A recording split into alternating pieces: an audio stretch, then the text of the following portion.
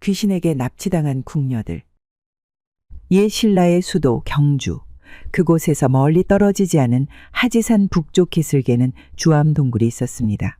이 동굴은 수천 년의 세월 동안 산과 나무들에 의해 둘러싸여 마치 세상과 단절된 듯 고요하고 신비로운 분위기를 자아내고 있었습니다. 동굴 입구는 풀숲으로 가려져 있어 멀리서 보면 그 존재조차 알기 어려웠으며 오직 길을 아는 자만이 그곳을 찾을 수 있는 비밀스러운 곳이었습니다.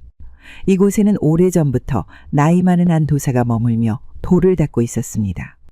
그는 나이와는 다르게 곧고 단단한 몸을 지녔으며 그 눈빛은 깊고도 맑아 마치 모든 것을 꿰뚫어 보는 듯했습니다. 그의 얼굴은 세월이 만든 주름으로 뒤덮였지만 그 안에는 평온함과 신비로움이 함께 깃들어 있었죠. 도사는 속세를 떠나 수십 년이 넘는 세월 동안 오직 깨달음만을 추구하며 수행에 매진했습니다. 그가 거처하는 주암 동굴은 단순한 집이 아니었습니다. 그것은 그가 진리를 찾고 도의 경지를 높이는 신성한 장소였으며 깊은 깨달음을 얻기 위해 혼신을 다하는 신성한 도장이었습니다. 그는 매일 아침 바위 위에 가부좌를 틀고 앉아 하루 종일 명상에 잠기고는 했습니다. 때로는 손에 염주를 쥐고 조용히 주문을 외우며 사방에 감도는 기운을 다스리기도 했습니다.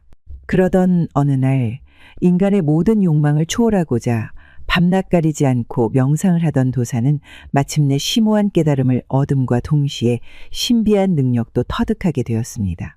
그는 단순히 귀신을 보고 느낄 뿐만 아니라 그들의 의식과 존재를 자유롭게 다룰 수 있는 경지에 도달했습니다.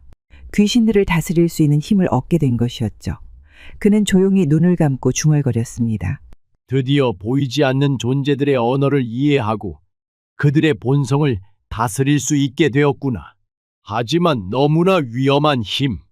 이 능력은 진리를 깨닫고 도를 완성하거나 남을 돕는 데만 사용해야겠다. 그러면서 도사는 귀신 두위를 자신의 수족으로 삼았습니다. 그는 각자의 역할을 정해 하나는 궁궐과 속세를 살피는 정찰자로 또 하나는 수행과 방위를 돕는 조력자로 삼았습니다.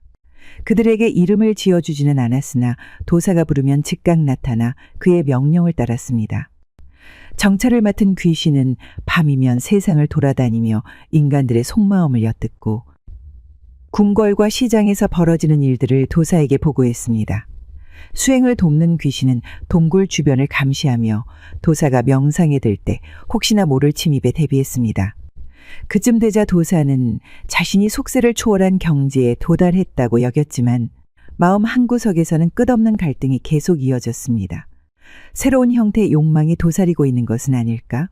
더 높은 깨달음으로 나아가기 위해서는 무엇을 내려놓아야 하는가? 그런 의문들이 머릿속을 떠나지 않았습니다. 나는 세상의 온갖 무력에 흔들리지 않는다. 황금, 보석, 권력과 명예에도 눈길조차 주지 않았지. 그러나 만일 내 앞에 세상의 모든 아름다움을 간직한 여인이 나타난다면 나는 그 유혹을 이겨낼 수 있을까? 특히나 어릴 때 어렴풋이 보았던 궁궐의 궁녀들처럼 아름다운 여인이 가득하다면 음욕을 품지 않고 버틸 수 있을까?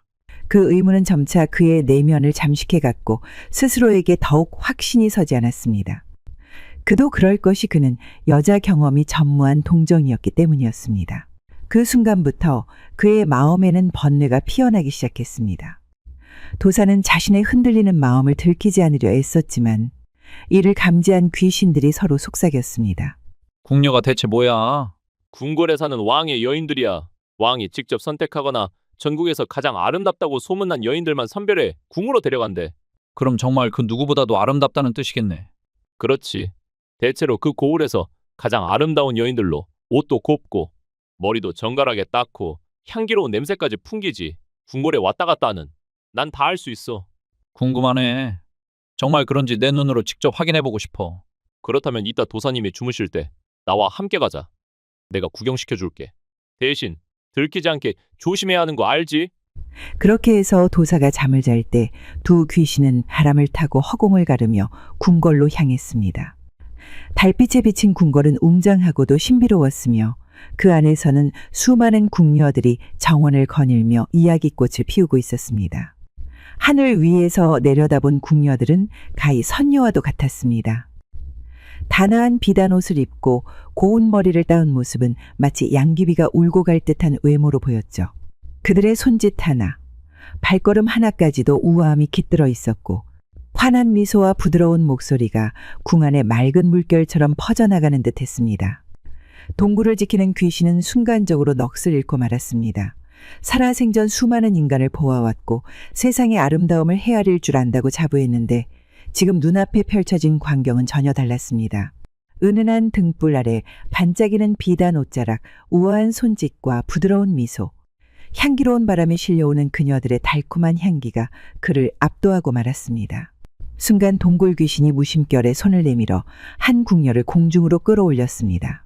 놀란 궁녀는 비명을 지르며 마치 보이지 않는 손에 의해 끌려가듯 허공을 올랐습니다. 순간 그녀와 함께 있던 다른 궁녀들은 눈앞에서 하늘로 올라 사라진 그녀를 보고 두려움에 질려 비명을 지르며 우왕좌왕했습니다. 아니, 저게 무슨 일이야? 아까까지만 해도 바로 옆에 있었는데 갑자기 사라졌어. 어떻게 된 거야? 이건 분명 귀신의 장난이야. 귀신이 그녀를 데려간 거야. 어떡해? 우리도 그렇게 되는 거 아니야? 궁녀들은 겁에 질려 서로 부둥켜 안고 떨기 시작했습니다. 누구는 얼굴이 새파랗게 질렸고 누구는 울먹이며 주변을 두리번거렸죠. 일부는 도망치려 했으나 다리가 풀려 주저앉아 버렸습니다. 허공을 향해 손을 뻗어보는 이도 있었지만 손끝에 닿는 것은 차가운 밤 공기뿐이었습니다. 한편 궁녀를 납치한 동굴 귀신은 그녀를 주암 근처로 데려가 희롱하며 놀았습니다. 정찰자 귀신이 그를 말렸지만 한 귀로 듣고 한 귀로 흘렸죠. 동굴 귀신은 며칠 동안 그녀를 희롱한 뒤 실증이 나자 다시 궁궐 마당에 내려놓았습니다. 하지만 내려놓을 때 괴이한 힘으로 그동안의 기억을 다 날려버렸기에 그녀는 자신이 어디에 있었는지 무슨 일을 당했는지 기억하지 못했습니다. 동굴 귀신은 그 이후로도 궁녀들을 납치해 자신의 놀이개로 삼다가 놔주고는 했습니다. 그리하여 아침에 사라졌다가 밤에 돌아오거나 일주일 뒤에야 발견되는 궁녀들이 부지기수였습니다. 그리고 이런 일이 계속되자 궁은 혼란에 빠졌습니다. 결국 이 사건은 임금의 귀에까지 들어가게 되었습니다. 임금은 대노하며 주먹으로 옥좌를 내리치며 말했습니다. 이런 무도한 짓을 벌이는 자가 누구냐? 감히 누가 궁궐의 궁녀들을 납치해 간단 말이냐? 당장 그 자를 찾아내어 목을 베어라. 곧바로 대궐 안팎으로 군사들이 풀려 궁궐의 경계를 강화하고 도성 곳곳을 수색했습니다. 하지만 바람을 타고 허공을 날아다니는 귀신을 잡을 수 있는 방도는 아예 없었죠. 하여 시간이 지나면서 궁 안의 불안은 극에 달했습니다. 그런 어느 날 한 신하가 임금에게 아뢰었습니다. 전하, 신에게 묘안이 있사옵니다. 임금이 눈썹을 찌푸리며 신하를 바라보았습니다. 그래, 어서 말해보거라. 신하는 조심스레 앞으로 나와 머리를 조아렸습니다.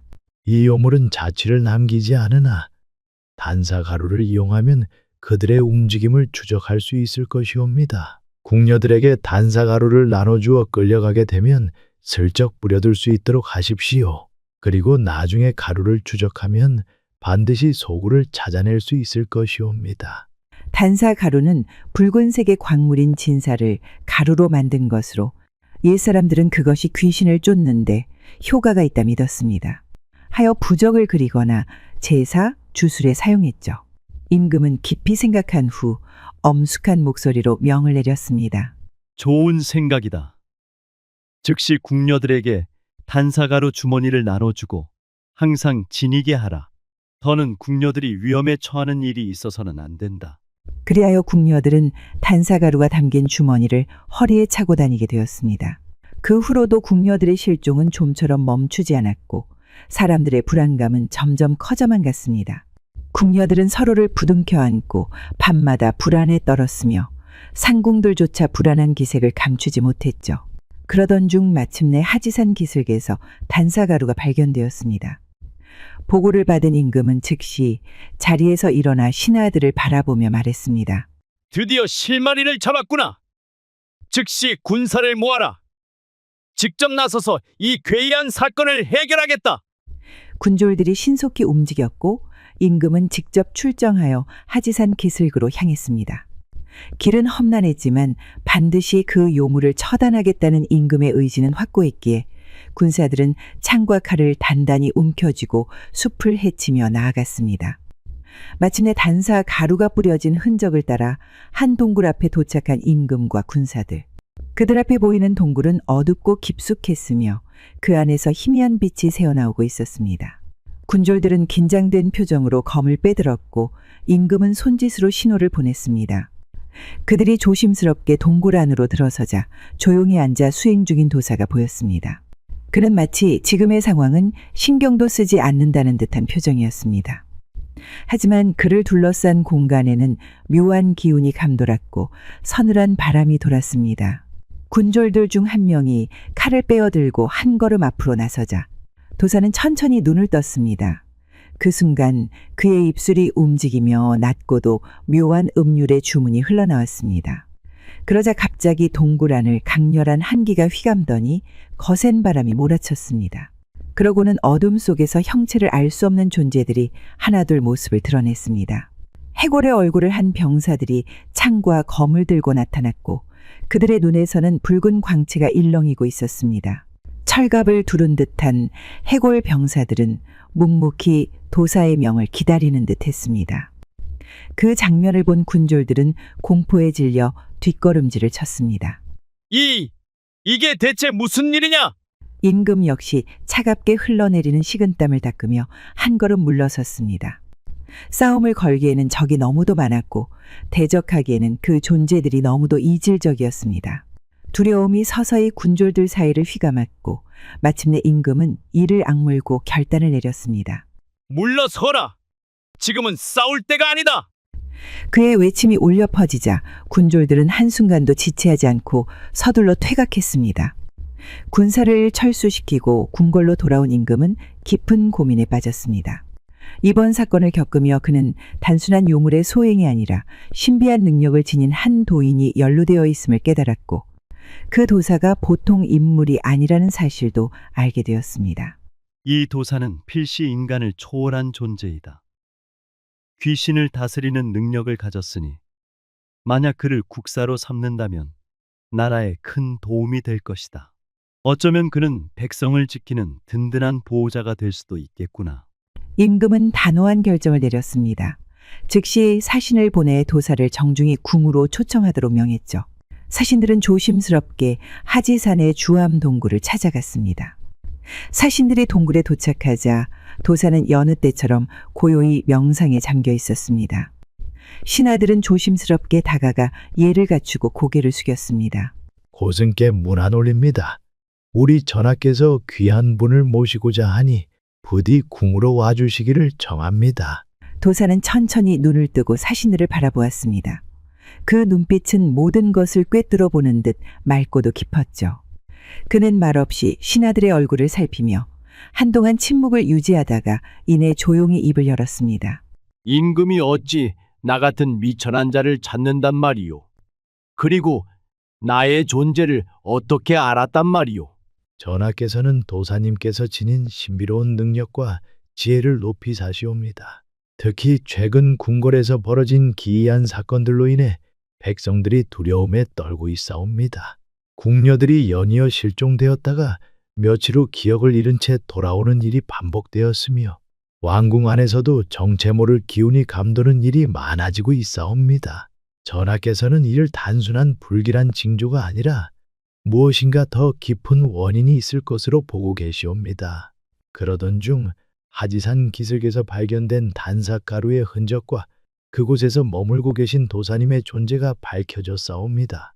전하께서는 도사님께서 귀신을 다스리는 법과 인간의 운명을 읽는 지혜를 가지고 계신다면 반드시 이 혼란을 해결하는 데 큰 힘이 될 것이라 믿고 계시옵니다.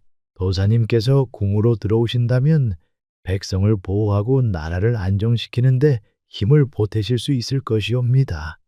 도사는 잠시 고개를 끄덕이며 깊은 생각에 잠겼습니다. 그의 눈빛에는 흔들림이 없었으나 마음속에서 무언가 결심이 서는 듯했죠. 그리고 이내 미소를 지으며 천천히 입을 열었습니다.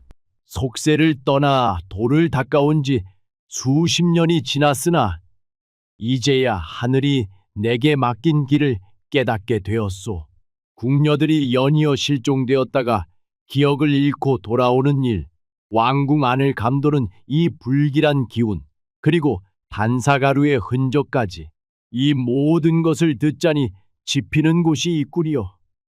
내가 이곳에서 수련하는 동안 귀신들이 내 뜻을 벗어나 함부로 행동한 것이 아닌가 하는 의심이 드는데 이것을 바로 해결하고 나서 궁궐로 가겠소. 도사는 떠나기 전 자신의 수족으로 부리는 귀신들을 불러냈습니다. 그들은 도사의 기운을 감지하고 즉시 나타났는데 도사는 눈을 감고 낮게 물었습니다. 너희 중 누가 감히 내 뜻을 어기고 궁녀들을 괴롭힌 것이냐? 귀신들은 서로 눈치를 보며 아무 말도 하지 못했습니다. 숨길 필요 없다. 나는 이미 짚히는 곳이 있다. 솔직히 말해라. 그러자 정찰을 담당했던 귀신이 머리를 조아리며 말했습니다.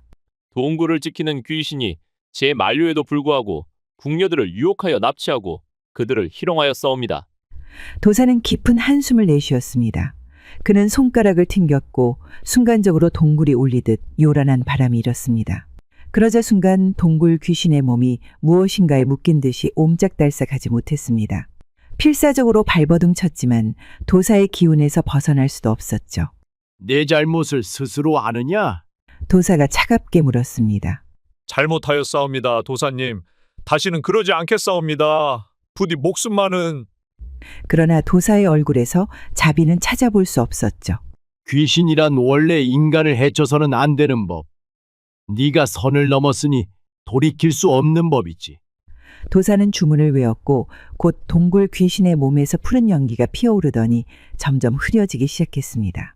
그가 소멸되기 직전 마지막으로 비명을 질렀고 이내 완전히 사라져버렸죠. 그는 정찰을 담당했던 귀신을 보며 말했습니다. 말리지 못한 네 잘못도 있지만 탓하지는 않으마. 대신 난 오늘 이후로 이곳에 돌아오지 않을 것이니 넌 가고자 하는 곳으로 떠나거라. 그렇게 도사는 자신의 과오를 바로잡고 나서야 비로소 궁으로 향했습니다.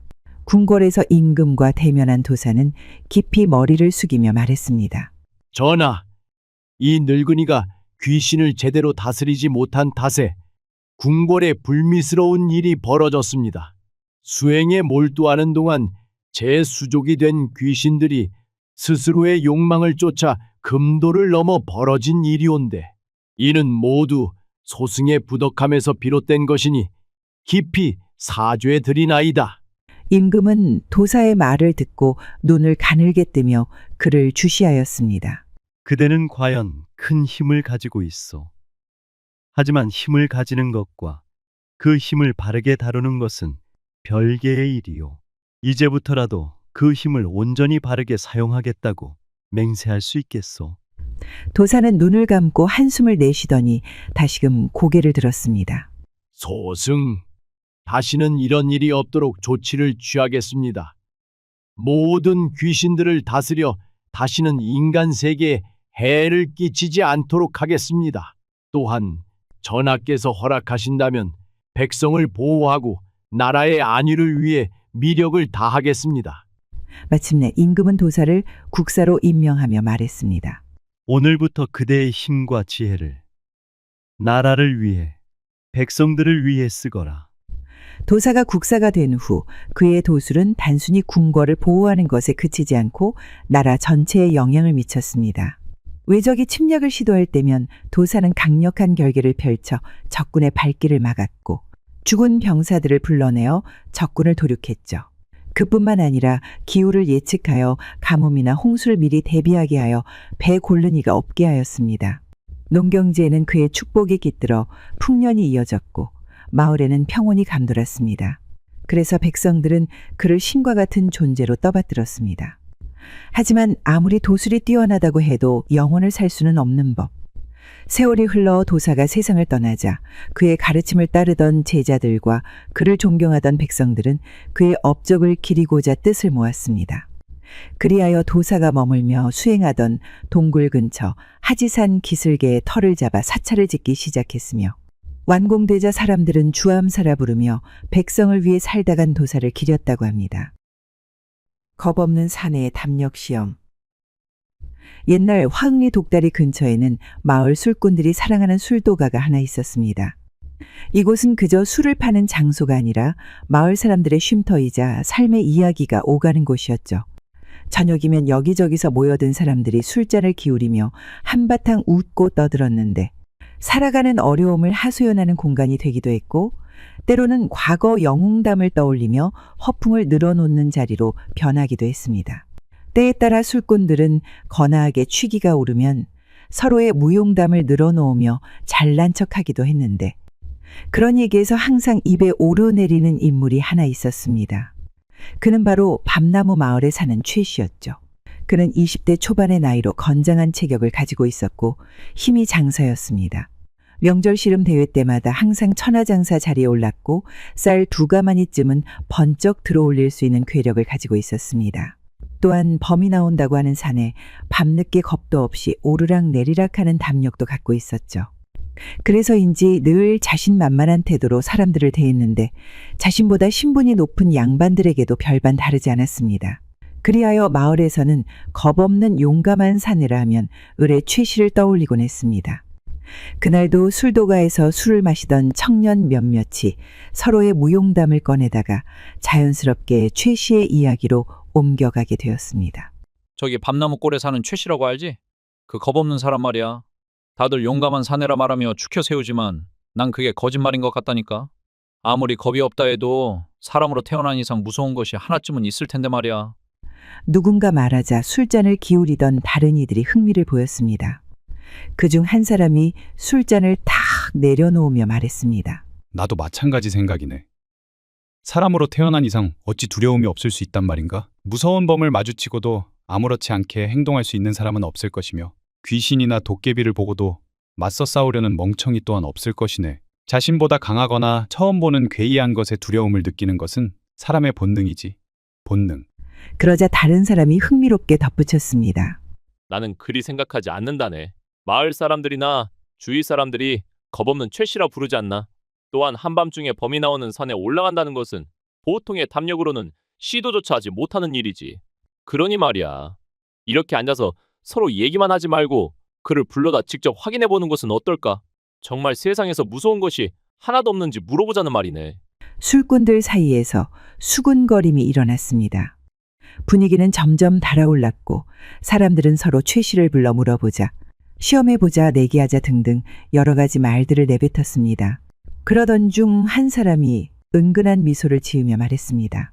그러면 이렇게 하는 게 어떻겠소? 최 씨를 불러내기를 하나 제안하는 거요. 이번 기회에 스스로 증명할 기회를 주자는 말이오. 마침 빨래 탄악들 사이에서 대신이 무덤가 근처에 도깨비가 나온다는 소문이 자자하지 않겠소. 하니 그곳을 지나 이장 어르신 댁에 돼지고기를 갖다 두고 오라면 어떨까 하오? 혼자서 그것도 달없는 섣달금은 밤에 말이오. 그러자 많은 사람들이 그의 의견에 적극 찬성했습니다. 그리고 달이 없는 섣달금음 날이 되기만을 목이 빠지게 기다렸죠. 며칠 후 칠흑같이 어두운 섣달금음 밤, 술도가에는 평소보다 많은 사람들이 모여들었습니다. 밤을 새우는 풍습인 수세를 술과 함께 하려는 사람도 있었지만 대부분의 사람들은 최 씨의 담력이 궁금하여 찾아온 이들이었습니다. 화롯불이 은은하게 빛나는 가운데 술잔이 오가며 이야기꽃이 만개했습니다. 술이 몇 순배 돌고 나자 사람들은 서로의 무용담을 나누며 목소리를 높였습니다. 난 예전에 산속에서 늑대를 마주친 적이 있어. 한데 부모님께 드릴 약을 구하러 밤 늦게 가는 길이어서 그저 지나가는 똥개라 생각하고는 무시했었지. 눈 깜짝도 안 했어. 지금 생각하면 아찔한 일이지만 말이오. 에이, 그건 내가 겪은 일에 비하면 약과요. 난 그것보다 더한 일이 있었지. 1년 전쯤이던가? 한밤중에 산길을 가는데 뒤에서 사람 형상의 그림자가 내 뒤를 따라오는 게 아니겠소. 발걸음 소리도 없이 너울너울거리면서 한 시진가량 내 뒤를 졸졸 따라오는데 아주 죽을 맛이었소. 뒤를 돌아보거나 멈추면 큰일이 날 것만 같아서 빠른 걸음으로 마을을 향해 걸었소. 다행히도 마을 어기장승이 서 있는 곳에 도착하자 거짓말처럼 사라져버렸지. 그 뒤로 밤늦은 시간에는 절대 산속으로 들어가지 않는다오. 이야기가 무르익자 한 술꾼이 조심스럽게 최 씨에게 말을 꺼냈습니다. 그런데 말이오. 최 씨, 자네 정말 무서운 게 없어? 듣자 하니 겁이 없다 하던데 만약 자네라면 이런 상황에서도 태연하게 버틸 수 있겠소? 술꾼들의 시선이 일제히 최 씨에게 향했습니다. 최 씨는 한쪽 입가를 살짝 올리며 술잔을 들었습니다. 그의 표정은 한 채 흔들림도 없었죠. 무서울 게 어디 있겠소. 호랑이가 앞을 막아도 나는 눈 하나 깜짝 안 할걸. 늑대? 그까짓 거 한 손으로 잡아눕힐 수 있는 강아지 새끼 아니겠소. 뱀 또한 마찬가지지. 그것은 그냥 꼬리를 움켜쥐고 휘둘러버리면 그만이요. 그의 호기로운 말에 술꾼들은 웃음을 터뜨렸습니다. 하지만 최 씨는 더욱 진지한 표정을 지으며 말을 이었습니다. 만약 귀신이나 도깨비가 나타난다면 말이오. 난 그냥 한 손으로 목덜미를 움켜쥐고 휘어잡아 내팽개치겠소. 그리하지 못한다면 우뚝 서서 눈을 똑바로 쳐다보면 되지. 그럼 내 안광에 질려 꽁무니를 빼면서 도망칠 거요. 주변의 술꾼들은 서로 얼굴을 마주보며 웃음을 참으려 했지만 최 씨의 진지한 태도에 오히려 실소가 터져나왔습니다. 누군가가 최 씨를 놀리듯 말했죠. 뭐 입만 열면 거짓말이오. 도깨비를 내동댕이 치고 늑대를 한 손으로 잡아 매친다고? 네, 그런 사람 보지도 못했고 듣지도 못했소. 나를 잘 알지도 못하면서 왜 무작정 거짓말쟁이로 몰아간단 말이오. 난 진짜 그럴 자신이 있소. 당신이 정말 겁이 없다면 이렇게 해보는 게 어떻겠소? 요즘 마을에서 대신리 무덤가 근처에 도깨비가 나온다는 소문이 자자한데 한번 그곳에 갔다 와보시오. 그리 한다면 내 믿겠소. 술꾼들 사이에서 웅성거림이 번졌습니다. 맞네, 맞아. 때마침 딱 섣달금은 밤이지 않은가. 달도 없는 이 어두운 밤에 도깨비가 나온다는 무덤가를 다녀온다면 여기 있는 모든 사람들이 믿을 것이네. 최 씨는 정말 겁이 없다고. 참말이라고 말이야. 그러자 다른 이가 웃으며 거들었습니다. 근데 그곳을 다녀왔다는 증거가 있어야 하지 않소? 만약 가지도 않았는데 갔다 왔다 우기면 어찌할 거요? 그러니 이렇게 하자고. 그곳을 가로질러 이장님 댁에 돼지고기 한 덩어리를 가져다 주고 오는 것으로 말이오. 그리하면 믿을 수 있지 않겠소? 그래, 그거 좋겠군. 그리고 그냥 하면 재미없을 테니 만약 성공한다면 올겨울 내내 내가 최 씨에게 공짜 술을 대주는 것으로 하면 어떻겠소? 어떠시오? 구미가 좀 당겨? 그제서야 술꾼들은 너나 할 것 없이 박수를 치며 최 씨를 부추겼습니다. 최 씨는 호탕하게 웃으며 대답했습니다. 헐, 누워서 떡 먹기인 일 가지고 겨울 내내 공짜 술을 얻어먹게 생겼구려. 그래, 그럽시다. 공짜 술을 마다할 이유는 없으니 말이오. 그럼 내 다녀오겠소. 술꾼 하나가 부엌에서 돼지고기를 가지고 와서 그에게 주었습니다. 최 씨는 그것을 냉큼 받아들고는 씩 웃으며 술 한 잔을 털어넣은 뒤 일어나 밖으로 향했습니다. 술꾼들의 격려 아닌 격려를 받으면서 말이죠. 최 씨는 홀로 길을 떠났습니다. 밤 공기는 차가웠고 발밑에서는 얼어붙은 흙이 바삭거렸습니다. 하지만 그는 흥얼거리며 길을 걸었죠. 이장님 댁에 돼지고기만 갖다 주면 겨울 내내 공짜 술을 마실 수 있다는 기쁨에 추운 줄도 몰랐습니다. 마을을 지나 무덤가에 다가갈수록 분위기는 점점 더 싸늘해졌습니다. 먼 곳에서 부엉이 소리가 들려왔고 들판에 찬 바람이 그의 목덜미를 아렸습니다. 그가 개울가에 다다랐을 때 그의 귓가에 희미한 소리가 들려왔습니다. 가지 마라. 돌아가라. 순간 최 씨의 걸음이 멈칫했습니다. 그러나 그는 다시 태연한 표정을 지으며 아무 일 아니라는 듯 웃었습니다. 술꾼들이 겁을 주려고 장난치는군. 섭다리에 발을 디디는 순간 등 뒤에서 싸늘한 바람이 스치며 어둠이 더욱 짙어지는 듯 했습니다. 그때였습니다. 갑자기 아래에서 손이 나와 최 씨의 발목을 낚아챘습니다. 최 씨는 사실 겁이 없기는 했으나 무언지 모를 차가운 손에 발목이 잡히자 심장은 너무 놀라 요동쳤고 숨이 막힐 듯한 공포가 밀려왔습니다. 그와 동시에 얼음장처럼 차갑고 단단한 손길은 최 씨의 다리를 뼛속까지 서늘하게 만들고 있었습니다. 그는 이를 악물었습니다. 눈앞이 아득해지고 심장이 터질 듯 뛰었지만 정신을 붙잡으려 애쓰고 또 애썼죠. 귀신이나 도깨비는 이 세상에 없어. 이건 분명 내 착각이야. 정신 차리자. 정신 차려. 그렇게 놀라서 망부석처럼 한참을 멈춰 서 있던 최 씨는 뭔가 이상한 느낌을 받았습니다. 그러더니 잠시 있다가 크게 소리치며 말했습니다. 이 작거다. 난 밤나무촌에 사는 최씨다, 최씨.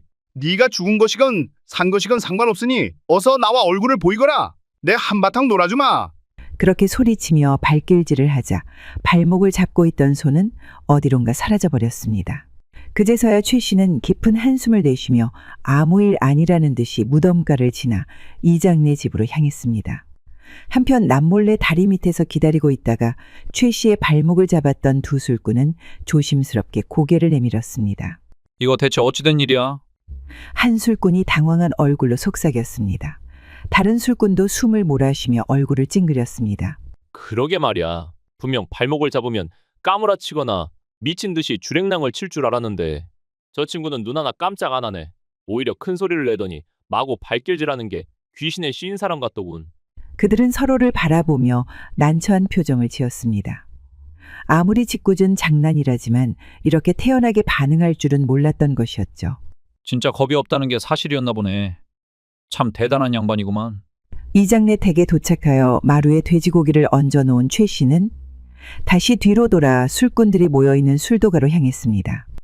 도란도란 둘러앉아 최 씨가 오기만을 기다리고 있던 술꾼들은 그의 모습이 보이자마자 환호하며 반겼습니다. 봐라, 내 꼭 다녀온다 했잖아. 어서 한 양 내놔라. 아니, 정말 다녀왔단 말이오?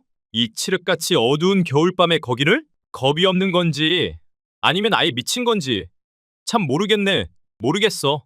한 술꾼이 믿기 어렵다는 듯이 최 씨를 바라보며 물었습니다. 다른 술꾼들도 의아한 표정으로 그를 둘러쌌죠. 그러자 내기를 제안했던 두 술꾼이 다가와 사람들에게 말했습니다. 정말 다녀온 게 맞소. 우리가 직접 봤지. 그러게 말이오. 우리가 겁을 줄여 섭다리 밑에서 숨어 있다가 최 씨의 발목을 잡았는데 졸도는커녕 오히려 화를 내며 손을 뿌리치고 성큼성큼 걸어갔다오. 참으로 대단하도이다. 최 씨는 둘의 말을 듣고는 웃으며 말했습니다. 그 손이 당신들 손이었구만. 어쩐지 그럴 것 같았소. 그럴 것 같았다니. 그게 우리 손이라는 것을 알았단 말이오? 그 말을 들은 최 씨는 빙긋 웃으며 술잔을 들고는 쭉 들이킨 뒤 천천히 대답했습니다. 당신들 손이라는 것은 몰랐지만 사람 손이라는 것은 알았소. 왜냐하면 죽은 이의 손은 피가 흐르지 않아 차가운데 사람의 손은 그렇지 않은 법이지.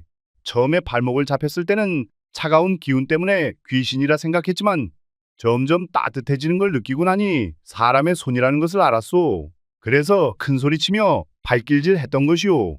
그나저나 덕분에 올 겨울에는 공짜 술을 배 터지게 마시게 됐소. 고맙소. 고마워. 그 순간 술도가에 있던 모두가 폭소를 터뜨렸습니다. 내기를 제안했던 두 술꾼은 머쓱한 표정으로 서로를 바라보았고 최 씨는 태연한 얼굴로 술동이를 가져와 벌컥벌컥 들이켰습니다. 그날 밤 술도가에서는 최 씨의 무용담이 한참 동안 이어졌고 그날의 이야기는 오랫동안 마을에서 회자되었다고 합니다. 여종과 결혼해서 비부쟁이가 된 선비. 옛날 한 가난한 선비가 있었습니다. 그는 가족을 부양해야 하는 처지여서 글 공부는커녕 제대로 쉬지도 못하고 밤낮 없이 일해야만 했습니다. 하지만 제대로 된 일거리를 찾을 수 없어 가족들은 사나흘에 한 번꼴로 굶기 일쑤였습니다. 아이들은 자꾸만 배가 고프다고 보챘고 아내는 아무 말 없이 헌옷을 기워 입으며 하루하루를 버텼습니다. 가난이 깊어질수록 마음은 더욱 무거워졌습니다. 밥 한 끼 해결하는 것도 힘든 나날이 계속되자 더는 버틸 수 없다고 생각한 그는 깊은 고민 끝에 아내에게 말을 꺼냈습니다. 인생이란 100년도 채 되지 않는다네. 그러니 장기적인 계획이 있어야 하지 않겠는가? 우리가 이렇게 하루 벌어 하루 먹는 삶을 지속하다가 늙어 병이라도 들면 꼼짝없이 죽고 말 걸세. 이제라도 내가 멀리 나가 더 나은 방도를 찾아보겠네. 그동안 자네는 길쌈이나 바느질을 하며 아이들을 돌봐주겠나? 아내는 깊은 한숨을 내쉬며 말했습니다. 서방님 말씀이 맞니다. 하지만 저는 아이들과 함께 남아 굶지 않고 버틸 수 있을지 걱정될 뿐입니다. 서방님께서 계시지 않은 동안 홀로 아이들을 키우고 이 가난한 집을 지켜내야 한다는 생각을 하면 마음이 너무 무겁습니다. 다른 방도는 없을까요? 선비는 아내의 떨리는 손을 가만히 감싸주었습니다. 아내와 아이들을 두고 떠나는 것이 마음 아팠지만 이대로 살아간다면 미래는 없을 것이었습니다. 그는 깊은 한숨을 내쉬며 조용히 입을 열었습니다. 당신의 마음을 모르지 않소. 하지만 이대로 살다가는 결국 모두가 더 힘들어질 것이오. 비록 잠시 떨어지더라도 반드시 더 나은 삶을 위해 떠나는 것이니 믿고 기다려 주시오. 나도 하루라도 빨리 다시 만날 수 있도록 노력하겠소. 아내는 흐르는 눈물을 닦으며 간신히 고개를 끄덕였습니다. 선비는 마지막으로 아이들의 얼굴을 바라본 후 묵묵히 짐을 꾸려 한양으로 향했습니다. 한양에 도착한 그는 곧 벼슬아치들의 성품을 하나하나 탐색하기 시작했습니다. 조정에서 영향력이 크면서도 청렴하고 명망이 높은 인물이 누구인지 살폈고, 특히 그러면서도 권력투쟁에서 곧 밀려날 것 같은 양반들을 주의 깊게 살폈습니다. 물론 직접 가서 살필 수는 없는 노릇 때문에 시장을 돌아다니며 사람들에게 묻고 다녔습니다. 그러기를 며칠, 마침내 그는 올곧은 성품을 지닌 한 사대부 양반을 발견했습니다. 백성들에게 존경을 받으며 탐욕 없이 공정하게 일을 처리하는 인물이었죠. 다만 너무 청렴한 나머지 주위 사대부들의 시샘을 받아 얼마 안가 좌천될 것이라는 소문이 드는 양반이었습니다. 선비는 그를 유심히 관찰한 뒤 이를 통해 자신의 운명을 개척하기로 결심했습니다. 다만 그의 신분으로는 쉽게 접근할 수 없었기에 신중한 계획을 세우기 시작했죠. 선비는 우선 그 집안의 여종에게 접근했습니다. 그녀의 이름은 봉선이었는데 얼굴은 투박하고 피부는 거칠었으며 젊은 시절부터 힘든 노동에 시달려 손마디가 굵고 거친 여인이었습니다. 나이는 이미 혼기를 훌쩍 넘긴 터라 시집을 가는 것은 생각지도 못하고 있었습니다. 그렇지만 못난 외모와는 다르게 그녀는 훌륭한 인품을 가지고 있었습니다. 주인의 심부름을 묵묵히 해내고 손이 많이 가는 일도 실은 내색 없이 도맡아 하는 등 성실하고 착했습니다. 선비는 처음부터 봉선과의 만남을 우연처럼 꾸몄습니다. 어느 날 마당에서 무거운 항아리를 나르던 봉선이 힘들어할 때 선비가 재빠르게 달려가 도와주며 말을 건넸습니다. 많이 무거운가 봅니다. 쉬엄쉬엄 하시지요. 선비의 말에 봉선은 부끄러워하며 고개를 숙였습니다. 그날을 시작으로 그는 마치 우연처럼 봉선과 마주쳤습니다. 새벽이면 뜰에 나타나 담소를 나누며 같은 공간에 머물렀고 우물가에서 물을 깃고 있으면 어느새 나타나 도와주고는 했습니다. 그렇게 선비는 천천히 봉선의 마음을 얻어갔습니다. 처음에는 단순한 친절이라 생각했던 그녀도 어느새 선비를 의지하고 있었고 결국 두 사람은 얼마 안가 부부의 연을 맺게 되었습니다. 이제 선비는 비부쟁이가 되어 정식으로 이 집안에 머무를 수 있게 된 것이었죠. 선비는 비부쟁이가 된 날부터 집안 청소를 맡았습니다. 구석구석 먼지를 털고 마당을 쓸고 마룻바닥을 닦으며 묵묵히 일했습니다. 하루도 빠짐없이 새벽부터 일어나 집안 구석구석을 쓸고 닦았으며 장롱 미치며 문틀 사이사이까지 먼지 한 점 없이 깨끗이 정리했습니다. 대청마루를 닦을 때는 물걸레질을 3번이나 반복하여 마치 거울처럼 반짝이게 만들었죠. 처음에는 아무도 그의 노고를 알아주지 않았지만 시간이 지나자 집안 사람들은 그가 손을 대는 곳마다 말끔해진다는 사실을 깨닫고 점점 그를 신뢰하기 시작했습니다.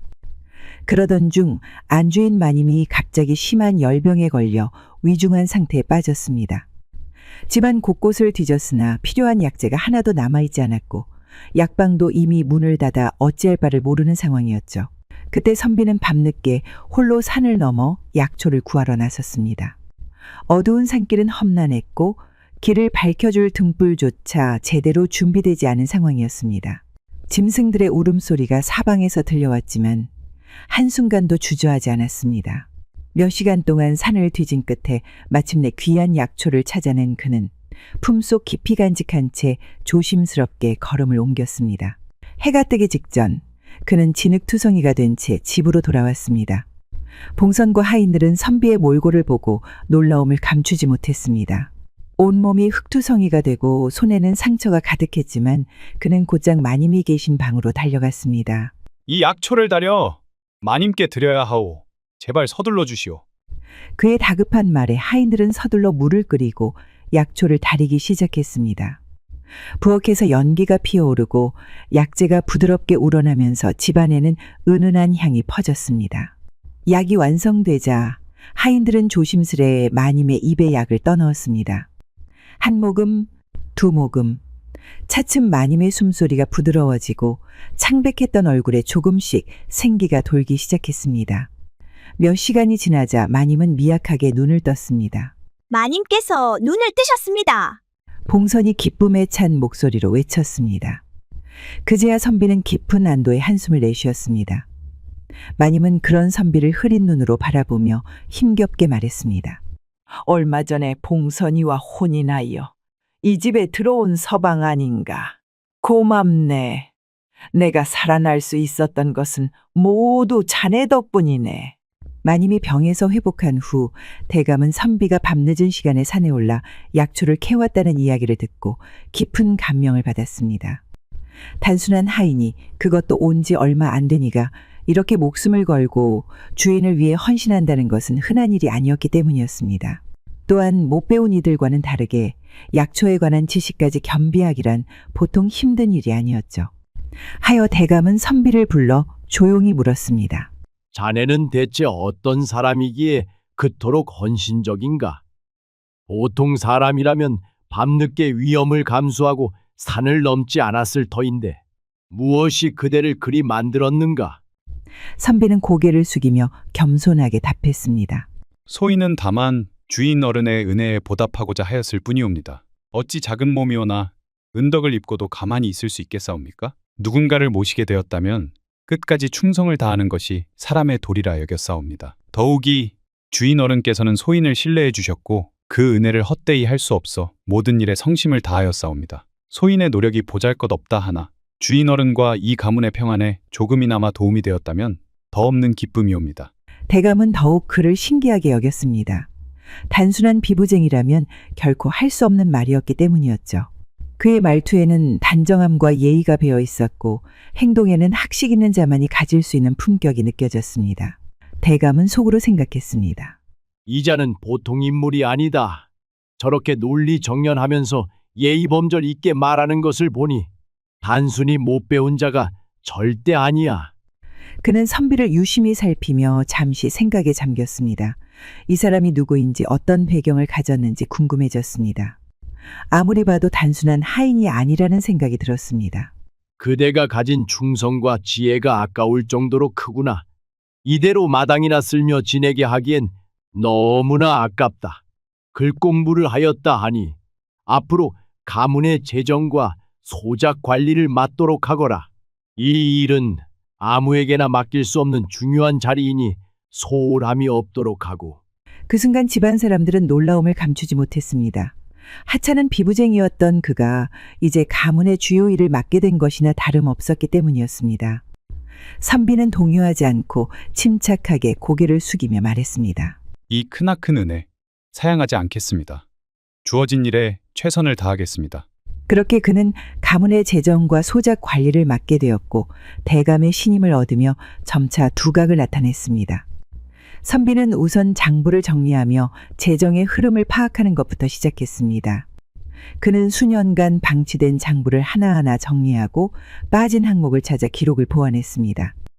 그리고 소작농들이 무리한 부담을 지지 않으면서도 가문이 적절한 이익을 거둘 수 있도록 균형을 맞추었습니다.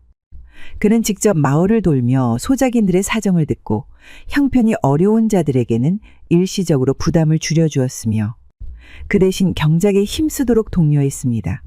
그의 공정하고 세심한 관리 덕분에 가문 내의 소작농들은 불만 없이 일에 몰두할 수 있었고 수확량도 점차 늘어나게 되었죠. 그쯤 되자 대감은 그의 수완에 감탄하며 점점 더 중요한 일을 맡기기 시작했습니다. 자네가 없었다면 이 모든 일이 이렇게 원활히 돌아가지 않았을 것이네. 앞으로도 내 옆에서 계속 보좌해 주게. 이제 선비는 단순한 하인이 아닌 가문의 중추적인 역할을 하는 인물이 되어가고 있었습니다. 하지만 얼마 지나지 않아 대감은 조정의 권력 투쟁에서 밀려 평안도 감사로 좌천되었습니다. 이 소식을 들은 그는 한동안 깊은 시름에 빠졌습니다.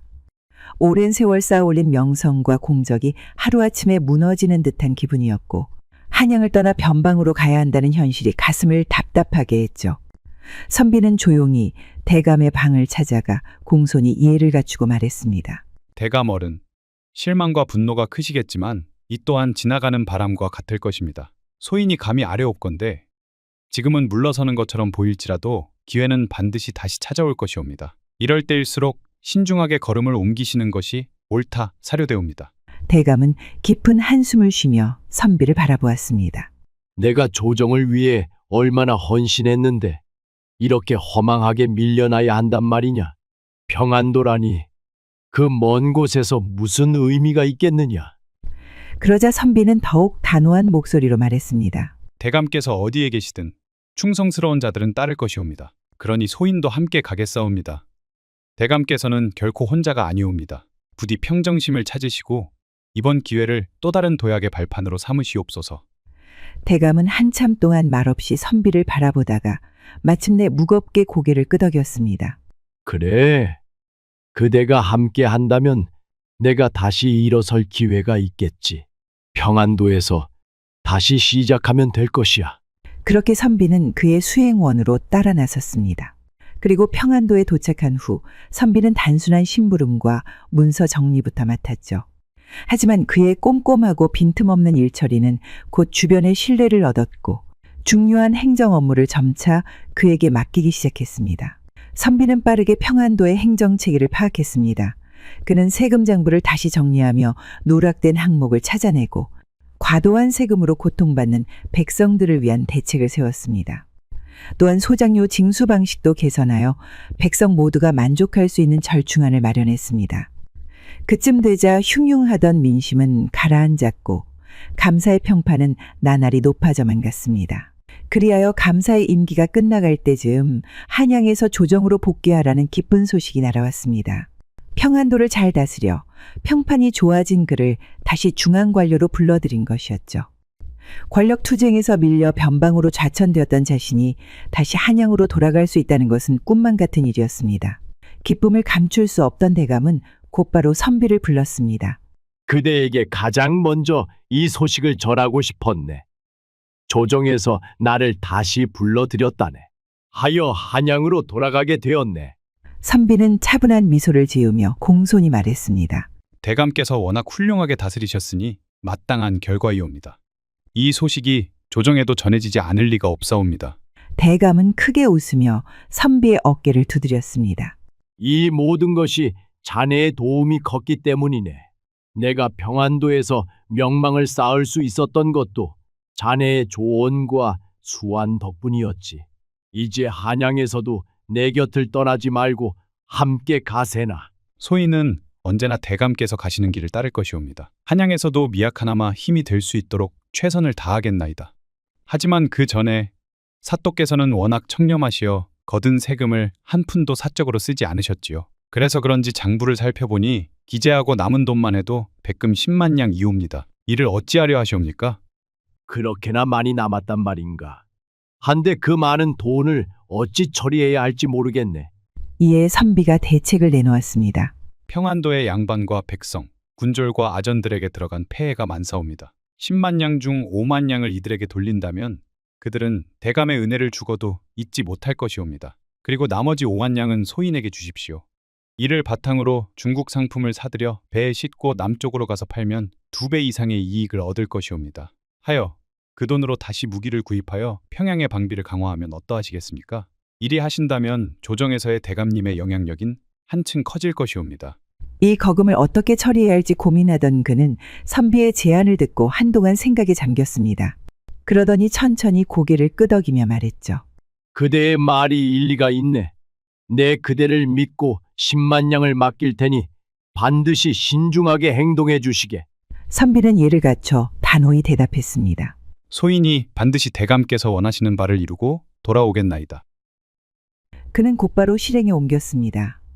우선 5만 냥을 지역의 문제를 해결하는 데 사용했는데 어려움을 겪는 농민들에게 씨앗과 농기구를 지원하여 자립할 기회를 주었고 도로를 정비하고 시장을 활성화하며 지역 경제를 살리는 데 힘썼습니다.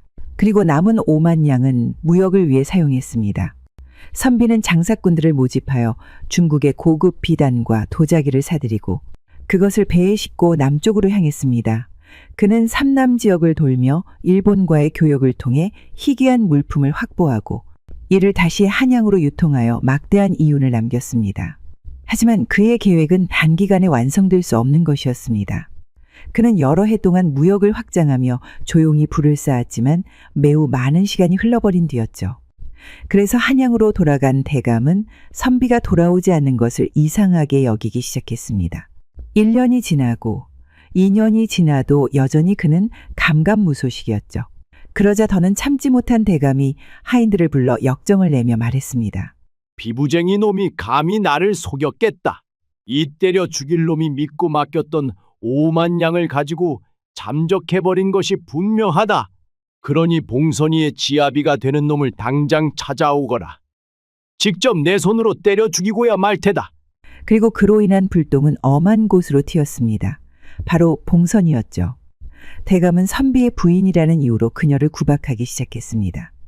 힘든 일은 물론이고 갖가지 허드렛 일과 위험한 일은 모두 그녀에게 맡겼습니다. 하지만 그녀는 끝까지 선비를 믿고 그 모진 시련을 견뎠습니다. 언젠가는 서방님이 성공해서 짠 하고 나타날 거라 믿으며 말이죠. 그로부터 3년이 지난 어느 날 해진 옷을 걸친 선비가 한양에 돌아왔습니다. 딱 봐도 매우 빈곤해 보이는 옷차림과 얼굴이었죠. 봉선은 그가 나타난 것이 기뻤지만 한편으로는 안타깝기도 하였습니다. 서방님, 이제서야 이 몰골로 오시면 어찌합니까? 그동안 모진 세월을 견뎠는데 금이 환양은커녕 거짓골이 되어서 나타나시다니 이제 어찌합니까? 아니, 이럴 때가 아닙니다. 어서 빨리 자리를 피하십시오. 이러고 있다가는 대감 어르신한테 맞아 죽습니다. 늦어서 미안하오. 여러 가지 일이 있어서 늦고 말았소. 그나저나 나 때문에 모진 고생을 한 얼굴이구려. 선비는 씁쓸한 표정을 지은 뒤 말을 이어나갔습니다. 난 괜찮으니 마님께 뵙기를 청한다고 아뢰주시오. 봉선이 마님께 도망친 줄 알았던 서방이 찾아왔다 말했습니다. 하자 그녀는 한숨을 쉬며 속으로 생각했습니다. 대감께서 직접 그를 만나기 전까지는 아무리 말해도 소용이 없겠지. 그녀는 선비를 들인 뒤 고민 끝에 조용히 입을 열었습니다. 대감께서는 내가 5만 양을 훔쳐갔다고 하시지만 나는 그렇다고 믿지 않네. 그동안 자네의 덕분에 집안이 무사했음을 나는 알기 때문이지. 대감께서 평안도에 계실 때 시리에 빠져 집안일을 돌보지 않으셨지만 너만은 달랐느니라. 너만이 있지 않고 집에 생활비를 꼬박꼬박 보내주었기에 굶는 사람 하나 없이 잘 살았지. 그런 자네가 돈을 훔쳐가다니. 그건 말도 안 되는 이야기지. 게다가 나는 아직도 잊지 못한다네. 내가 병석에 누워있을 때 자네가 밤늦게 위험을 무릅쓰고 산을 넘어 약초를 구해왔던 일을 말이지. 덕분에 나는 목숨을 건졌고 지금도 건강하게 잘 지내고 있지 않나. 이러니 너의 공로를 내가 어찌 잊겠으며 어찌 믿지 않을 수가 있겠나. 하지만 대감께선 자네가 5만 양을 훔쳐갔다 생각하시어 때려 죽이려 하네. 나조차도 말릴 수 없으니 지금 당장 아무도 몰래 어서 떠나게나. 그러나 선비는 도망치지 않았습니다. 그는 차분한 태도로 머물며 조용히 때를 기다렸습니다. 얼마 뒤 대감과 마주하게 되었습니다. 대감은 분노를 이기지 못한 얼굴로 붉어져 있었고 주먹을 힘껏 쥔 채 노기등등한 목소리로 호령했습니다. 감히 내 앞에 다시 나타나다니. 내 놈이 나를 우롱하고 거금을 가로챘다고 소문이 자자하다. 당장 5만 양을 어디에 썼는지 해명해 보거라. 만약 그럴듯한 변명을 내놓지 못하면 이 자리에서 곤장을 쳐서라도 죄를 물을 것이다. 대감의 성난 목소리가 대청마루를 울렸고 주위에 있던 하인들은 숨을 죽인 채 상황을 지켜보았습니다. 그러자 선비는 조용히 뒤로 물러나더니 깨끗한 유생의 의관으로 갈아입고 다시 나타났습니다. 그리고는 대감 앞에 당당히 앉아서 말했죠. 소인은 본래 영남에서 학문을 닦던 유생이옵니다. 대감께서 조정에서 벌어진 권력 다툼에서 밀려 평안 감사가 되시리라는 소식을 알게 돼서 먼 길을 돌아 일부러 비부쟁이의 신분으로 대감의 곁을 찾았사옵니다. 처음부터 대감나리의 신임을 얻고 가문의 실정을 익히고자 하였으며 이 모든 것이 대감께 도움이 될 방도를 마련하기 위함과 동시에 제 살 길을 찾기 위함이었습니다. 소인은 대감께서 맡겨주신 5만 양을 미천 삼아 중국과 일본을 오가며 무역을 하였사옵니다. 중국에서는 질 좋은 비단과 도자기, 약재를 사들였으며 이를 다시 일본 상인들에게 넘겨 일본산 귀한 물품으로 교환하였나이다. 또한 삼남 지방을 돌며 조선 내의 희귀한 농산물과 특산물을 거래하여 이윤을 남기며 재산을 증식하였사옵니다. 그 과정에서 해적의 위협을 피해 안전한 항로를 개척하고 거래처에 신용을 쌓느라 이렇게 오랜 시간이 걸린 것입니다. 그렇게 처음 가져간 5만 냥에서 곱절이 넘는 12만 냥이 되었으며 이는 단순한 요행이 아니라 철저한 계획과 노력이 있었기에 가능한 일이었사옵니다. 그중 10만 냥으로 대감께 드릴 전답과 집을 마련하였사옵니다. 이 문서들이 그 증거입니다. 그리고 나머지 2만 냥은 소인의 솜씨로 이익을 낸 것이니 개인의 것으로 두었사옵니다. 그제야 대감은 자신이 경솔했음을 깨달았습니다. 처음에는 배신감과 분노로 가득 차 있었지만 선비의 논리적인 설명과 치밀한 계획을 들으며 점차 그의 진심을 이해하게 되었죠.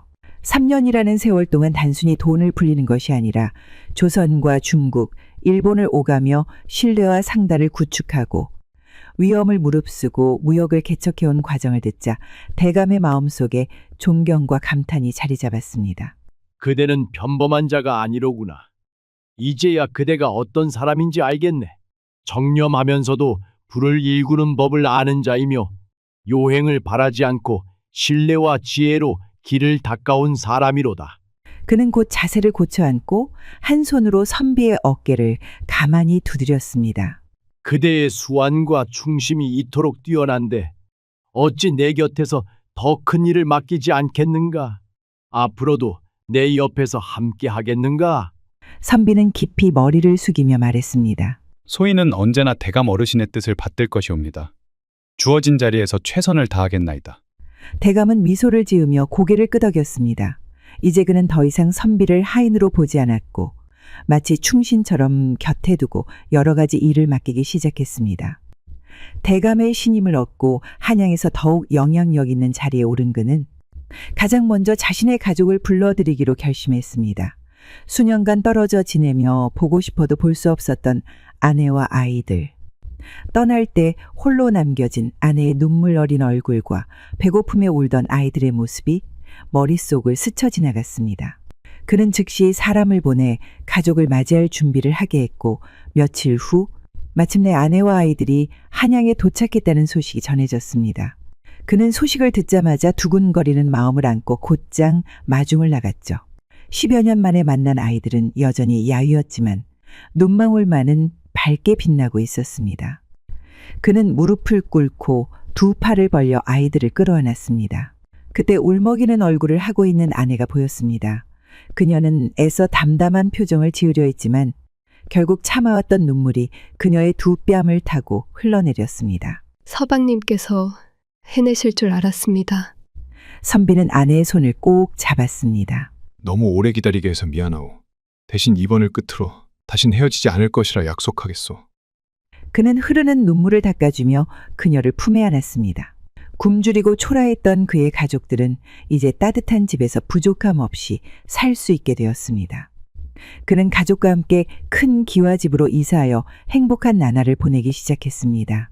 한편 오랜 세월 그를 곁에서 도와준 봉선도 그의 곁을 떠나지 않았습니다. 그녀는 그가 어려운 시절 함께했던 동반자이자 충직한 사람이었기에 선비는 그녀를 홀대하지 않았습니다. 결국 그는 아내와의 상의 끝에 봉선을 첩으로 삼아 그녀의 신분을 올려주고 평생 부족함 없이 살 수 있도록 배려했습니다. 봉선 역시 깊이 감사를 표하며 더욱 충성을 다했고 두 여인은 서로 존중하며 조화로운 가정을 꾸려나갔다고 합니다. 산신령과 혼인한 장군. 아주 오랜 옛날 고려의 산천이 아직 사람의 발길이 드물어 신비로운 기운으로 가득했던 시절에 김호경이라는 용맹한 사내가 살고 있었습니다. 그는 스스로를 성골 장군이라 칭할 만큼 자부심과 당당한 기세가 넘쳤으며 젊은 시절부터 누구보다 무예가 뛰어나 크나큰 명성을 떨쳤습니다. 특히 그의 활솜씨는 전설적이어서 한번 활시를 당기면 아무리 빠르고 민첩한 짐승이라도 결코 그 화살을 피하지 못할 정도였습니다. 전국 각지를 두루 돌며 자유롭게 산천을 누비던 삶을 살아오던 그는 어느덧 나이가 들자 안정을 찾고 싶은 마음이 들기 시작했습니다. 그렇게 방랑을 멈추고 정착할 곳을 찾던 중 송악부 소산의 깊고 고요한 골짜기를 발견하게 되었는데 그 골짜기는 맑은 계곡물이 흐르고 야생의 꽃이 만발한 아름다운 곳이었습니다. 그는 그곳에 작은 오두막을 짓고 사냥과 농사로 생활하며 평온하게 지내기 시작했습니다. 그러던 어느 따뜻한 봄날이었습니다. 호경은 맑은 물이 졸졸 흐르는 계곡에서 목이 말라 잠시 발걸음을 멈추고 있었습니다. 그때 어디선가 은은하고 맑은 노랫소리가 바람에 실려 들려왔습니다. 소리에 이끌려 천천히 발걸음을 옮긴 그는 계곡 한가운데에서 긴 머리칼을 곱게 늘어뜨리고 물을 깃고 있는 한 여인을 발견했습니다. 여인은 햇빛 아래에서 마치 선녀라도 되는 듯 청초하고 우아한 자태를 뽐내고 있었습니다. 긴 옷자락이 바람에 살며시 흔들렸고 맑은 계곡물에 비친 그녀의 얼굴은 눈부시도록 아름다웠습니다. 그녀의 손이 물속에 닿을 때마다 수정처럼 맑은 물방울이 튀어올랐고 그 광경은 마치 그림 속에서나 볼 수 있을 법한 신비로운 모습이었습니다. 호경은 순간적으로 넋을 잃고 말았습니다. 그의 심장은 난생 처음 느껴보는 감정에 두근거렸고 숨을 쉬는 것조차 잊어버린 듯했습니다. 한참을 그렇게 바라보다 정신을 차린 호경이 조심스럽게 말을 걸었습니다. 저 실례가 되지 않는다면 이 깊은 산 속에 혼자 계신 이유를 여쭈어 봐도 되겠습니까? 여인은 놀라움도 없이 부드럽고 맑은 목소리로 대답했습니다. 저는 이 계곡 근처에서 부모님을 모시고 살아가고 있어요. 매일 이 계곡에서 물을 깃고 있지만 오늘처럼 낯선 이를 만난 건 처음이네요. 그녀의 목소리는 청아했고 호경은 마음 깊은 곳에서부터 운명적인 끌림을 강하게 느꼈습니다. 두 사람은 그렇게 맑은 계곡물이 흐르는 그 자리에서 오랜 시간 이야기를 나누었고 짧은 시간이었지만 깊은 교감을 나누며 서로의 마음을 확인했습니다. 결국 둘은 하늘이 맺어준 인연임을 확신하고 곧 혼인을 올렸습니다. 부부의 사랑은 누구보다 깊고 애틋하여 마을 사람들이 모두 부러워했지만 이상하게도 오랜 세월이 흘러도 자식이 생기지 않았습니다. 처음에는 아무렇지 않게 생각했지만 해가 갈수록 그들의 마음은 점점 무거워져 갔습니다. 호경은 밤늦도록 사냥을 마치고 집으로 돌아올 때마다 깊은 한숨을 내쉬며 불을 지피고 있는 아내를 바라보았습니다. 그녀는 예전처럼 밝게 웃었지만 눈빛에는 보이지 않는 슬픔이 서려 있었습니다. 어느 날 달빛이 밝게 비추던 밤, 두 사람은 조용히 마당에 앉아 서로의 손을 맞잡았습니다. 여보, 나와 함께한 지 벌써 여러 해가 흘렀소. 당신도 알고 있겠지만 나는 나이가 들어가는데 아직도 우리 사이에 자식이 없다는 것이 마음에 걸리는구려. 아내는 조용히 고개를 끄덕였습니다. 그녀의 눈가에는 금세 눈물이 맺혔지만 애써 미소를 지으며 남편의 손을 꼭 잡았습니다. 저도 가끔 그런 생각을 해요. 마을에 가면 친구들이 저마다 아이를 안고 다니는 모습을 보며 부럽기도 하고 한편으로는 제 탓이 아닐까 하는 생각도 들곤 해요. 호경은 그녀의 손을 더욱 강하게 쥐었습니다. 아무리 그렇다고 해도 그런 말은 하지 마오. 누구의 잘못도 아닌 것을 알고 있지 않소. 하늘이 때를 정하지 않았을 뿐이지. 하지만 기다리다 보면 언젠가 우리에게도 아이가 찾아올 것이오. 너무 낙담하지 말고 함께 힘을 내도록 합시다. 그녀는 결국 참아왔던 눈물을 떨구며 그의 가슴에 얼굴을 묻었습니다. 호경은 그녀의 등을 다독이며 하늘을 올려다보았습니다. 그날 밤 그는 속으로 하늘을 향해 간절히 기도했습니다. 부디 우리에게 한 아이만이라도 허락해 주십시오. 이토록 사랑하는 아내가 더는 슬퍼하지 않게 해 주십시오. 그러나 그들의 기다림은 쉽게 끝나지 않았습니다. 계절이 바뀌고 해가 지나도 자식이 생기지 않자 두 사람은 마음이 더욱 무거워졌습니다. 때때로 그녀는 혼자 강가에 나가 앉아 조용히 눈물을 훔쳤고 호경은 그런 아내를 보며 더욱 애틋한 마음을 품었습니다. 그러던 어느 날 가을이 무르익어 산이 붉게 물들어가던 때였습니다. 호경은 마을에서 젊고 힘센 사냥꾼들과 함께 평나산으로 사냥을 떠났습니다. 사냥꾼들은 능숙하게 산을 누비며 멧돼지와 사슴을 쫓았고 호경 또한 탁월한 활솜씨로 무리의 선두에 섰습니다. 하지만 그날따라 산짐승들은 쉽사리 모습을 드러내지 않았고 시간이 흐를수록 사냥꾼들의 몸은 지쳐가기 시작했습니다. 어느덧 해는 서쪽으로 뉘엿뉘엿 넘어가며 하늘을 붉게 물들였고 깊은 산속은 어둠이 빠르게 내려앉기 시작했습니다. 호경과 사냥꾼들은 점차 발걸음이 무거워졌고 돌아가기는커녕 어두운 밤을 맞아 어디에서든 하룻밤을 보내야 하는 처지가 되었습니다. 돌아가기에는 너무 늦었군. 어디서든 빨리 쉴 곳을 찾아야겠어. 그러자 옆에 있던 젊은 사냥꾼이 불안한 눈빛으로 주변을 둘러보며 말했습니다. 하지만 이 평나사는 맹수들이 자주 출몰한다고 들었습니다. 섣불리 아무 데서나 쉬었다가는 위험할지도 모르지요. 더구나 이 어둠 속에서는 더더욱 위험이 클 것입니다. 일행은 긴장하며 서로 얼굴을 마주보다가 한참 만에 멀지 않은 바위 틈에서 어두운 그림자가 드리워진 커다란 동굴 하나를 발견했습니다. 그 동굴은 입구가 높고 넓었으며 안으로 들어서자 바닥에는 오래된 마른 나뭇잎들이 쌓여 있어 하룻밤 묵기에 안성맞춤으로 보였습니다. 정말 다행이야. 여기라면 맹수들로부터도 몸을 숨길 수 있을 것 같군. 오늘 밤은 여기서 쉬어가도록 하자. 하지만 호경은 어쩐지 동굴에서 느껴지는 싸늘하고 음산한 기운이 마음에 걸렸습니다. 잠깐만, 이 동굴. 뭔가 불길한 기운이 느껴지는데 혹시 맹수들이 자주 드나드는 소굴은 아닐까? 호경의 말에 사냥꾼들은 긴장한 채 횃불을 높이 들어 조심스럽게 동굴 안쪽을 살폈습니다. 그러나 다행히 짐승의 흔적이나 냄새는 전혀 느껴지지 않았습니다. 그렇게 안심하고 일행은 피곤한 몸을 바닥에 누웠습니다. 그러나 깊은 밤이 되자 갑자기 바깥에서 알 수 없는 기이한 소리가 들려왔습니다. 저 멀리서 깊고 거친 울음소리가 산을 울리며 퍼져왔습니다. 처음엔 바람소리인가 했으나 점차 분명해진 그 울음소리는 누가 들어도 분명히 호랑이의 소리였습니다. 울음소리는 서서히 가까워져 마침내 동굴 바로 앞까지 다가온 듯 했습니다.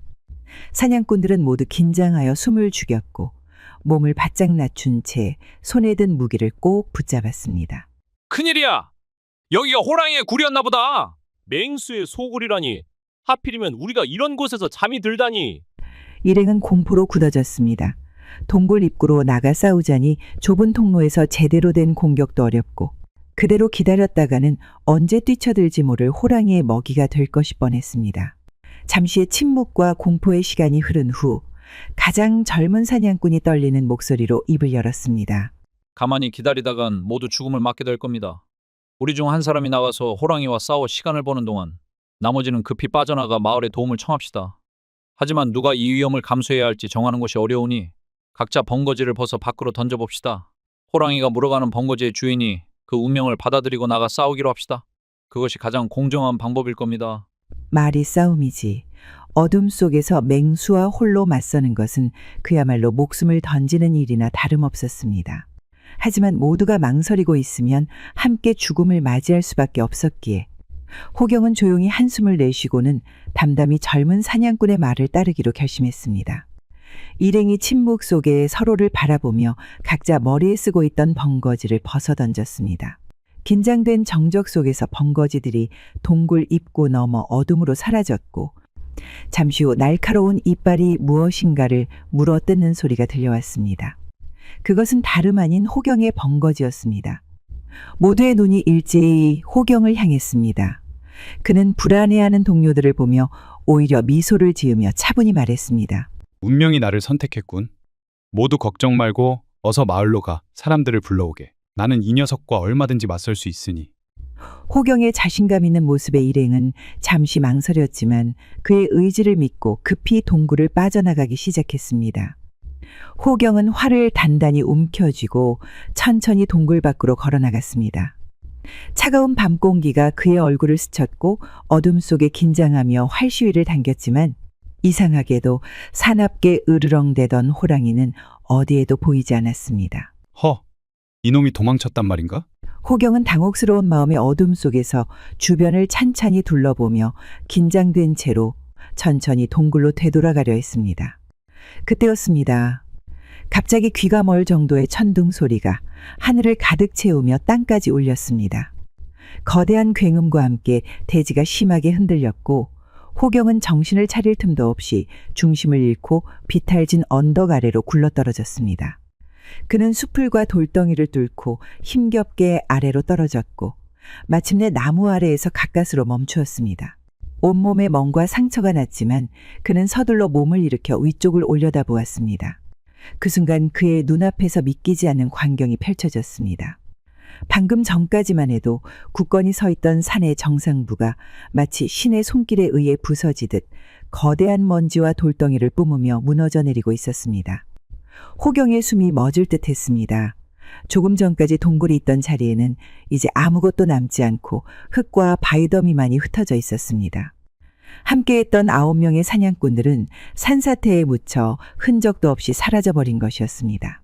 그는 무릎을 꿇고 망연자실하여 허공을 바라보았습니다. 이럴 수가.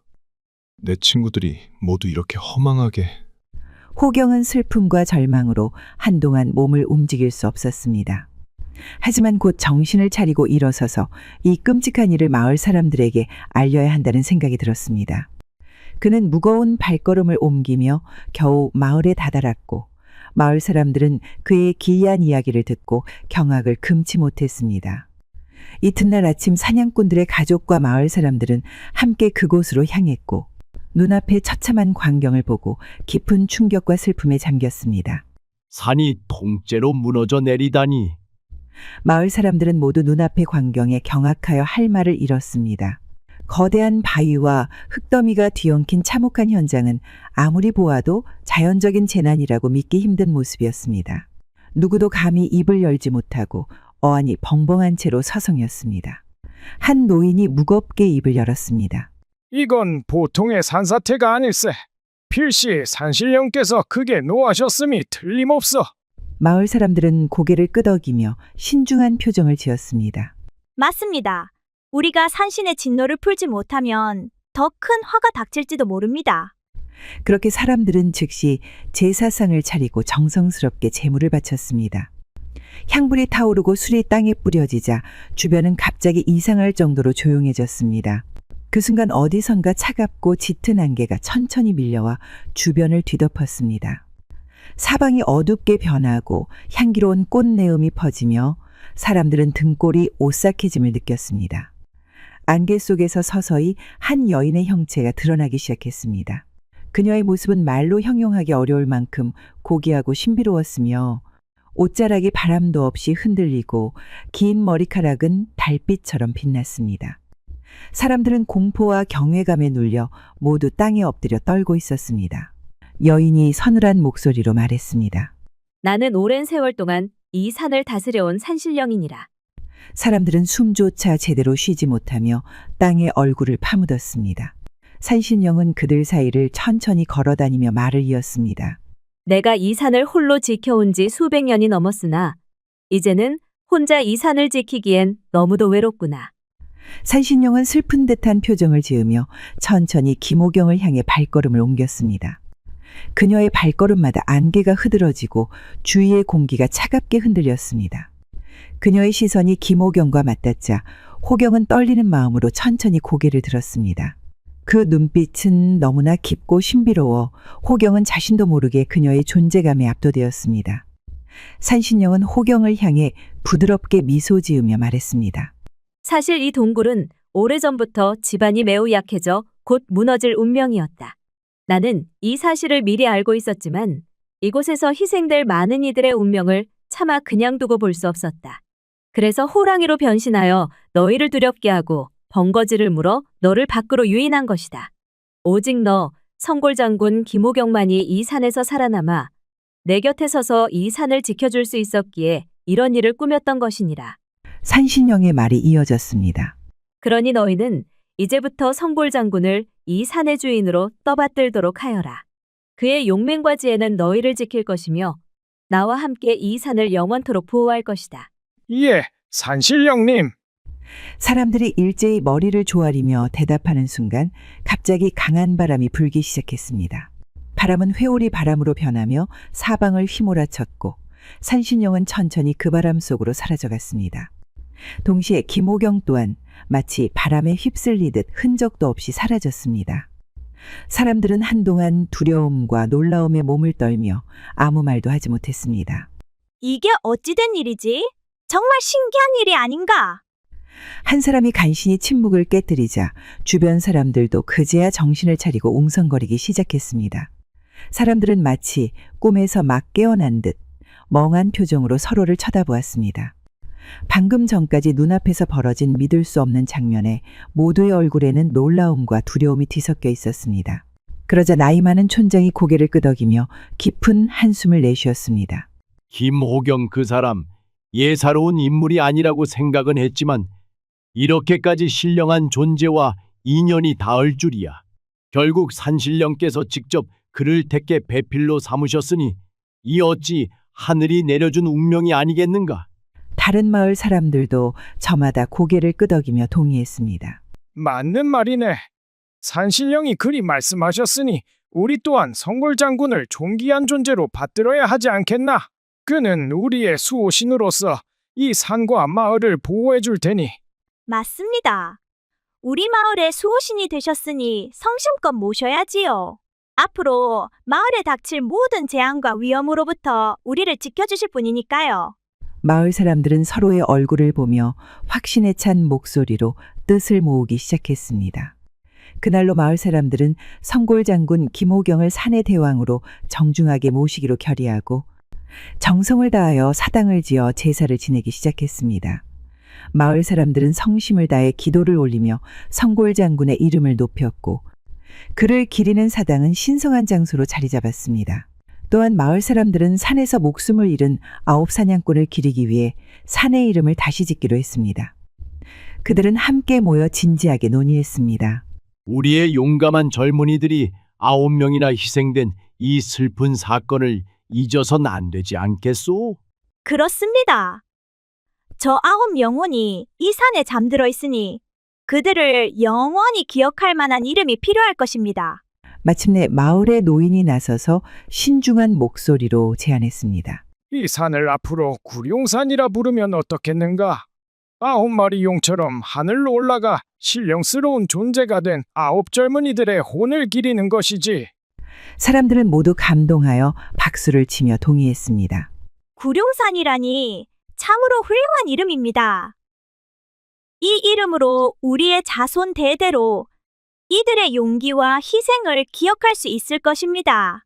이렇게 원래 평나산이라 불리던 그 산은 희생된 9 사내들의 영혼을 기리기 위해 구룡산이라 고쳐 부르게 되었습니다. 한편 성골 장군 김호경은 산신령의 남편이 되어 산을 다스리며 신성한 존재로 살아가게 되었습니다. 처음엔 갑작스러운 운명 변화에 당혹스러웠으나 곧 그는 새로운 삶을 받아들이고 산신령과 더불어 산을 보호하고 다스리는 일에 충실히 임했습니다. 산을 지키고 마을 사람들을 보살피는 일은 자부심을 느낄 만큼 보람이 있었지만 한편으론 인간 세상과 멀어지게 된 자신의 운명을 생각할 때마다 아쉬움과 그리움이 밀려왔습니다. 특히 그에게는 세상에서 남긴 것이 없다는 생각이 늘 마음에 무겁게 남아 있었습니다. 그는 신이 되었지만 인간으로서의 삶에서 끝내 자식 하나 얻지 못한 사실이 항상 그의 마음을 어둡게 했습니다. 이토록 존경받고 사당까지 지어 나를 떠받들어주는 일이니 더 이상 바랄 게 무엇이 있겠는가. 하지만 나의 핏줄을 이어갈 후손 하나 없다는 것이 너무도 허전하구나. 나의 핏줄이 이 땅에 남아있어야 먼 훗날에도 내 이름이 후손들의 기억 속에 살아있을 터인데. 그러한 생각이 마음 깊숙이 자리 잡아 지워지지 않았던 어느 날 그는 결국 간절한 마음으로 예전에 함께했던 아내를 찾아가기로 마음먹었습니다. 밤이 깊고 온 세상이 잠든 고요한 시간, 호경은 꿈속에서 아내의 곁을 찾아갔습니다. 여보, 내가 왔소이다. 당신도 이미 소문을 들어 알고 있겠지만 난 산신과 더불어 이 산을 다스리는 신이 되었소. 이제는 당신과 함께 인간 세상에서 살 수 없게 되었지만 그래도 이렇게 당신을 찾아온 것은 우리의 깊고 깊은 예정을 결코 잊지 못했기 때문이오. 꿈속에서 만난 그의 아내는 눈앞에 서 있는 남편을 보자마자 눈물을 터뜨렸습니다.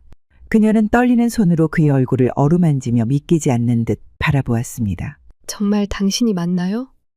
꿈이라도 좋아요. 다시 이렇게 당신을 만날 수 있다니. 호경은 그녀의 손을 조용히 잡고 따스하게 감싸주었습니다. 내가 떠났어도 내 마음은 항상 여기 있었소. 당신을 잊은 적이 단 한순간도 없었소. 아내는 그 품에 안겨 조용히 흐느꼈습니다.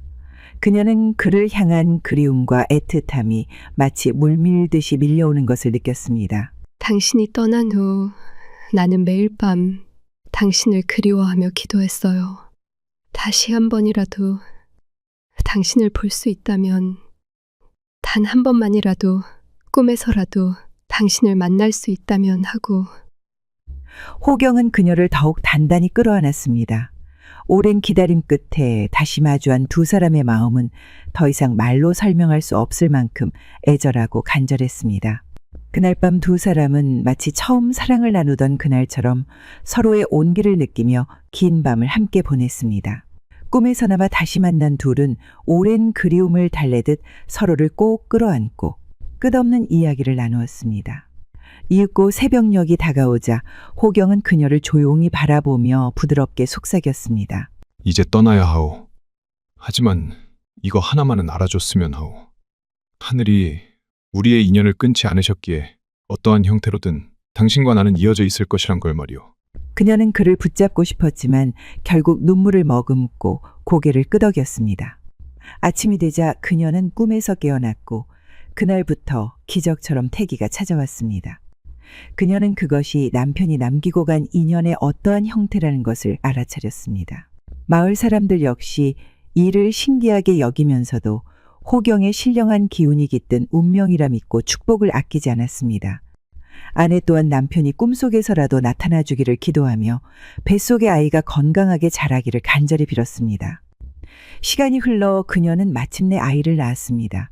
아이가 태어난 날 하늘에는 무지개가 피어오르고 마을에는 맑은 바람이 불었으며 이상할 정도로 평온하고 신비로운 기운이 감돌았습니다. 마을 사람들은 이것이 단순한 우연이 아니라 산신령이 된 호경의 가호 때문이라 확신하며 아기의 탄생을 경이로운 축복으로 여겼습니다. 그 아이는 남다른 기백과 총명함을 지닌 채 자라났습니다. 어릴 때부터 힘이 남달라 작은 활을 쏘아도 백발백중이었고 한 번 본 것은 절대 잊지 않는 뛰어난 기억력을 지녔습니다. 훗날 그는 신라의 큰 인물이 되어 나라를 빛내었으며 그의 이름은 역사에 길이 남았습니다. 사람들은 그가 자라나 나라의 운명을 바꾸리라 예언했던 성골 장군의 뜻을 다시금 떠올리며 그의 존재를 더욱 신성하게 여겼습니다. 그의 이름은 김강충. 그는 성골 장군의 핏줄을 이어받아 신라에서 이름을 떨친 위대한 인물이 되었습니다. 이상 야담설화였습니다. 구독과 좋아요는 사랑입니다. 감사합니다.